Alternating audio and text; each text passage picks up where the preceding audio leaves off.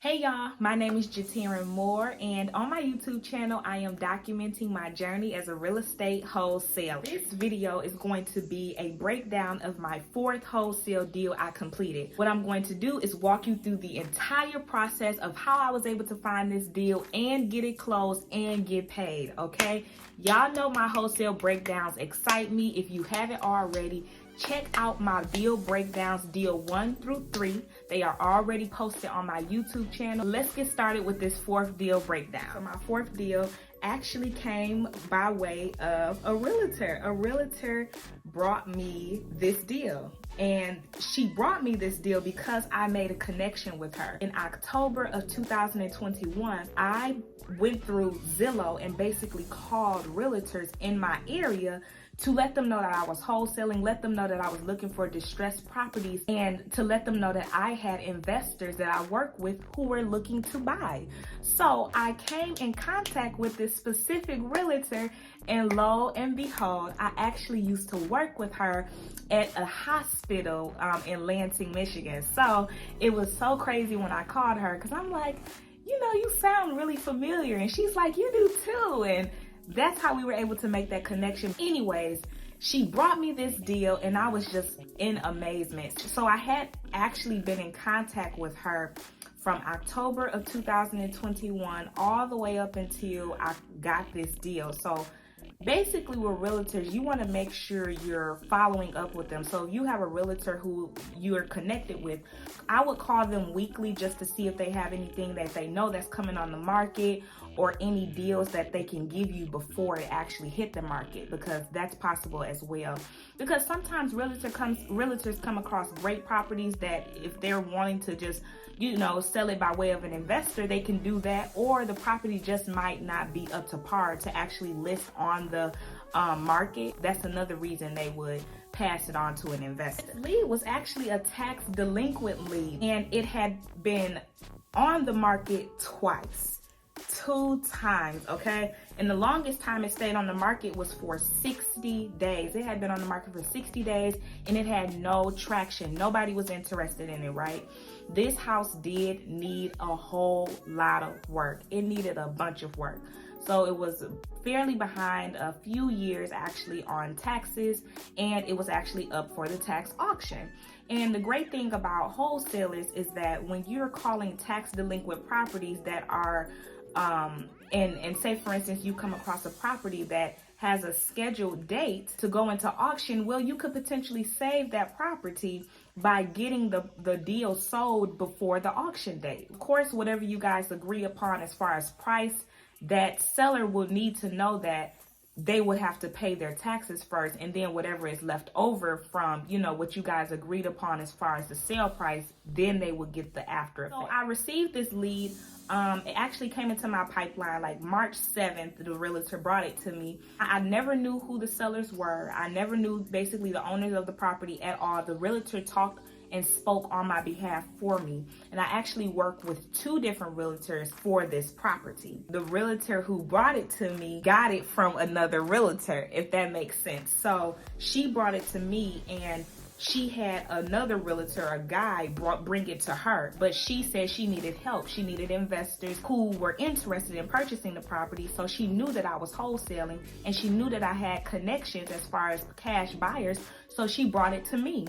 So it was myself, the realtor who brought it to me, and then the realtor who brought it to her that were all involved in this wholesale deal. It's a lot. It was a lot.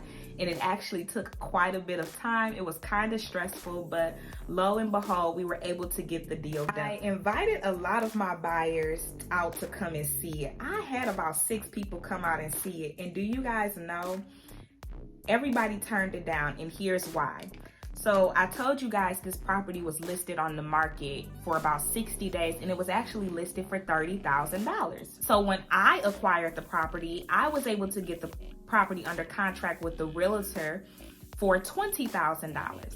What I was going to do is try to wholesale it to one of my investors for $25,000 to make a $5,000 profit. That didn't work out. So when I brought my investors and my cash buyers over to the property, nobody bid. Nobody was interested in the deal at all. They said the price was too high. It was always the price. I had 6 cash buyers come over and tell me all the same thing, and that it just required too much work, and that the numbers just weren't adding up as far as how much profit they can make if they fix and flip it, or if they rented it out. They weren't interested. After getting the property under contract the first time for $20,000, I had to renegotiate with the realtor and basically ask the realtor to communicate with the sellers that I need this price to be much lower than $20,000. It was kind of nerve-wracking for me.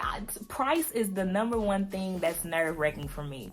And I'm happy to share that because this is my journey, but I kind of cringe when I have to talk about price. I'm starting to get over it more now that I'm having a lot more conversations and being active in my business a lot more.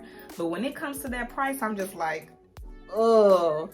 Anyways, in this deal, I didn't even have to talk to the sellers. I just had to let the realtor know to ask them to lower the price. So that worked out perfect. But I was able to now, after renegotiating, I got the property under contract for $13,000. I did, and that was crazy to me. So I'm like, I got it for $13,000. I know if I send this back out to my buyers, somebody gonna take this deal. Actually did get someone who was interested. So from there, I was able to put down a $200. So with realtors, they're going to ask you for an earnest money deposit, EMD. So make sure you keep that. I put down a $200 earnest money deposit, sent it into escrow, which was my title company, because I knew I was about to get this mug sold. I had it under contract, right, with the sellers for $13,000, and I sent it out to my buyers for $15,000. So that was a $2,000 difference, which was okay. I was happy with it still. I had one of my buyers who was interested in the property, and they ended up moving forward with it. So this deal, you guys, it really wasn't that bad. It came into my pipeline at the beginning of March, as I mentioned, right around March 7th, and then I didn't close until April 22nd. And here's why it took so long. This deal took so long because one of the property owners was in rehab. So we had to wait for the rehab facility to verify all of the paperwork and the documents and everything before actually presenting them to the owner, just because of the type of rehabilitation center he was in. And then we had to wait for him to sign everything and get all of the documents and stuff back to us. It was a mess. But lo and behold, we were able to get it done. Another thing that held this deal up was because, again, it was behind on taxes. The tax auction was actually coming up at the end of March. They were scheduled to go into the auction on March 30th, okay? Their property was being taken over by the city on March 30th. So you can only imagine when I was bringing all of my cash buyers over to the property after, I initially had it under contract for $25,000, and everybody was telling me no. I'm like, okay, this is getting deep, it's getting closer and closer to this auction date. I gotta make something happen. It actually ended up working out because, again, that buyer came in, he was interested in the property for $15,000, and the property owners was able to put something down, at least something down for the property taxes in order for them to hold off and postpone the tax auction. Woo. So that gave us a little more leeway as well. I was so happy, guys, to close my first wholesale deal with a realtor because, honestly, when we hear the term realtor as a wholesaler, sometimes we think scary and oh no, and I want to back away. But honestly, realtors can really be a game changer for you as far as educationally and financially in your business. You can really learn a lot from realtors. Just make sure you're working with a realtor who is knowledgeable in investing in real estate and who is knowledgeable specifically in wholesale. Guys, can y'all believe that was it? That was it. That was my 4th wholesale deal. It was not that bad. Wasn't that bad at all. Like I said, the realtor did most of the work. I didn't even have to use my own contract. The realtor provided her contract and I just had to review it. I went through it with my title company and my escrow officer just to make sure all of the languages was in order and everything was correct. And we got that deal done, you guys, okay? I made a $2,000 wholesale fee.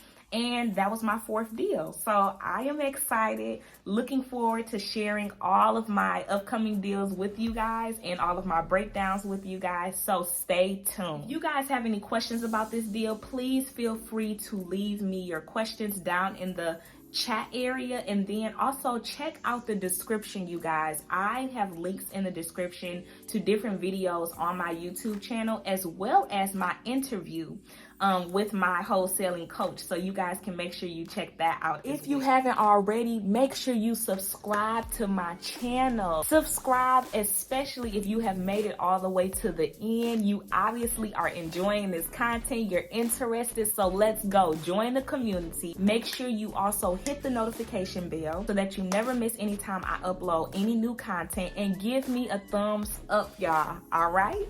And until next time, I will see you guys in the next video. Bye.